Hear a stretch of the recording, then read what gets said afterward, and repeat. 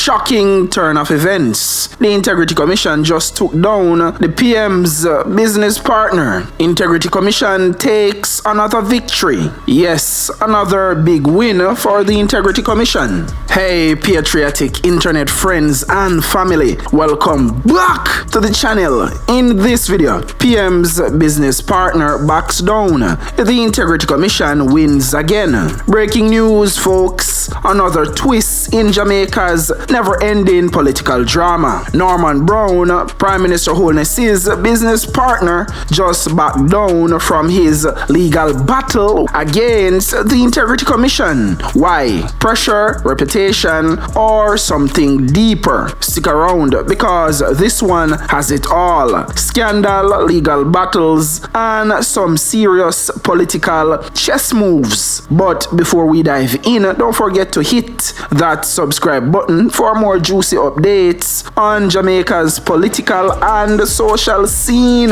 Welcome all patriotic Jamaicans. The movement continues. Make we get into it now. Let's kick it off. So Norman Brown, business partner of Prime Minister Dr. Andrew Holness, has withdrawn his case against the Integrity Commission (IC), citing a wish to protect his reputation amid the intense media scrutiny the matter has generated. Oh really? That you say? No, Brown, you just do damage control, because if you drag this out any further, it also go drag Prime Minister Andrew Holness' name along with it. So it is in the best interests of Norman Brown and Prime Minister Andrew Holness for Brown drop the case. Cause remember election then here, you know. Yeah man, September forward the general election. So guess what? Him can't have this back and forth with the IC, knowing say it go drag the Prime Minister name in it, and deeper and deeper probes go happen. More skeletons probably get revealed and unraveled. So they advise him, say, yo, drop the case. Drop the case. We can't afford no more negative publicity. We can't afford to give the PMP no more negative ammunition for use against the Jamaica Labour Party. So here we are. Drop the case. Make them Andrew go court. Andrew will deal with it. You don't need to worry about that. Brown went on to further say that I think that a similar case is already there, and some of the issues where him already intend to challenge the IC on in his initial judicial review. Him say PM Holness already a challenge them upon the same thing. Can remember say the Integrity Commission also linked PM Holness to Estate Bridge. I remember say Estate Bridge shareholders comprise of the Prime Minister's son, the Prime Minister's sister, and Norman Brown. So even though the court allowed Brown to challenge the tax-related findings, the court also rejected his bid to contest the IC's reports on potential conflicts of interest. The report suggested that the similarities between the two state agencies that Brown is the chairman of and his relationship with Prime Minister Andrew Holness pose a significant conflict of interest, which raised serious concerns. And Brown expressed his disappointment with the court's ruling on the conflict of interest issue, which was a central part of his claim. But even the judge see the obvious conflict of interest. So that's why the judge allowed that to stay. Where Brown and Dr. Prime Minister Andrew Holness have to remember say, in the court of public opinion, I challenge the IC makes you guys look guilty. That's the first thing. Irreparable damage one do to no image and no character. Can't undo, can't rub out, can't repair. There is no Command Z or Control Z for press. So me don't know why they did that thinking at the first place, like literally. Where did I go through no mind? Now you have to end up withdraw your case for the PR damage control, just in order to protect the image of the Prime Minister in the election season. Cause anything you do with the IC are going to negatively reflect and impact Holness election campaign. So that's why they tell Brown say, yo, drop a case with the IC. And when I next court date, drop a case. So Brown end up withdraw the case just a week before in first court hearing in his judicial review, And in court hearing did take place or was scheduled for February 25th this month. And remember, say Prime Minister Andrew Holness next court date would be October 13th after the general election. You get it? And don't think for a second, say PM Holness getting the October 13 next judicial review court date is accident. Me not believe it's an accident. Cause guess what? You can't have a court case like this go on during the man election season. No, you have to put it off till after election so the man can focus on the election. You mad? The IC confirmed that it was advised by its attorneys that Brown did not file his claim for judicial review by January 29 deadline, and that his lawyer has indicated that Brown would no longer pursue the case. Makes sense. Members say Brown legal challenges stem from the IC's report on Prime Minister Andrew Holness' finances, particularly focusing on the tax filings of Estate Bridge Development Limited, a company in which Brown is a shareholder. The report raised concerns about Estate Bridge's interest income in 2021 and its nil tax returns, which were referred to Tax Administration Jamaica (TAJ). So that's where all of this come from. So Justice Althea Jarrett, the same judge who ruled in the case brought by Prime Minister Holness, also ruled that the comments did not adversely affect Brown's reputation and were not judicially reviewable.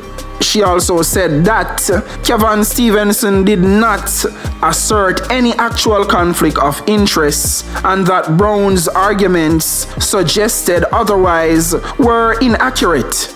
Because Brown probably feel like, in guilty, make him suggest otherwise. Because if Kevin Stevenson never assert that, but Brown himself bring up the whole conflict of interest issue, maybe out of guilt, maybe in conscience about him. Me no know. You tell me what you think in the comment section. The battle begins. Alright, let's break this down. Norman Brown, a key business ally of Prime Minister Andrew Holness, was ready to take on Jamaica's top anti-corruption watchdog, the Integrity Commission. Why? Because their report threw some serious shade on his company's tax compliance and potential conflicts of interest. And Brown, he was not having it. No, to be fair, Brown wasn't accused of stealing anyone's lunch money, but the Integrity Commission basically said, this guy's business dealings look a little too cozy with government agencies he chairs, and his company's taxes sketchy at best.